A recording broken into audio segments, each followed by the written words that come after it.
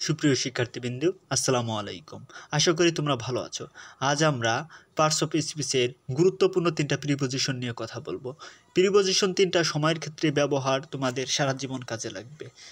চলো কিভাবে আমরা সময়ের ক্ষেত্রে এই প্রিপোজিশন 3টার অসাধারণ ব্যবহার আমরা করব।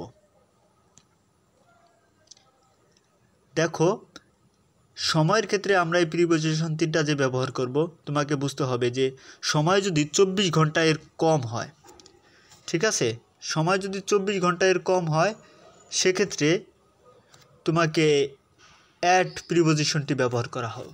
যেমন অ্যাট নাইট, ঠিক আছে, রাত তো অবশ্যই 24 ঘন্টার কম, কারণ রাত তো আর 24 ঘন্টা থাকে না। এ কারণে তোমাকে প্রিপোজিশন অ্যাট ব্যবহার করতে হবে। অ্যাট 4:30 AM, 4:30 অবশ্যই 24 ঘন্টার কম, এ কারণে তোমাকে অ্যাট ব্যবহার করতে হবে। অ্যাট 3:40 PM, এটাও 24 ঘন্টার চেয়ে কম, এ কারণে এখানে আমরা অ্যাট ব্যবহার করেছি, ঠিক আছে। এই যে আরেকটা যেমন রয়েছে যে অ্যাট ইভিনিং, সন্ধ্যা হচ্ছে 24 ঘন্টার একটা পার্ট, ঠিক আছে, কিন্তু এটা 24 ঘন্টা নয়। এক্ষেত্রে আমরা অ্যাট প্রিপোজিশন ব্যবহার করব।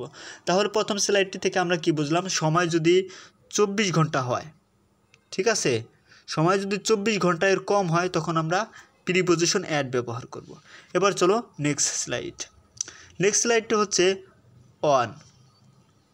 আগের স্লাইডে যেমন সময় 24 ঘন্টার কম হলে তোমরা অ্যাট ব্যবহার করতে, এখানে তোমাকে ফলো করতে হবে যে সময় যদি সমান 24 ঘন্টা হয়, সেক্ষেত্রে তোমরা এই প্রিপোজিশন ব্যবহার করবে। দেখো, এই যে এখানে বলা হয়েছে যে অন মানডে, ঠিক আছে, মানডে বানাচ্ছে একটা দিনের নাম, দিন অবশ্যই 24 ঘন্টা নিয়ে হয়, এ কারণে এখানে অন ব্যবহার করা হয়েছে।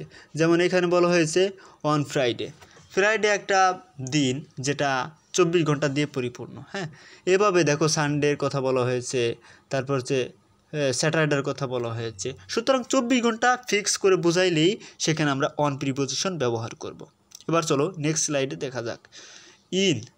আমরা ইনের ব্যবহার বিভিন্নভাবে করে থাকি, তবে তোমাকে একটা কথা মাথায় রাখতে হবে যে ইনের ব্যবহারটা হবে আগের স্লাইডে যেমন 24 ঘন্টা হলে অন ব্যবহার করতে, এই স্লাইডে তোমাকে বুঝতে হবে যে সময় যদি 24 ঘন্টা এর বেশি হয়, তখন তোমরা এই ইন ব্যবহার করবে।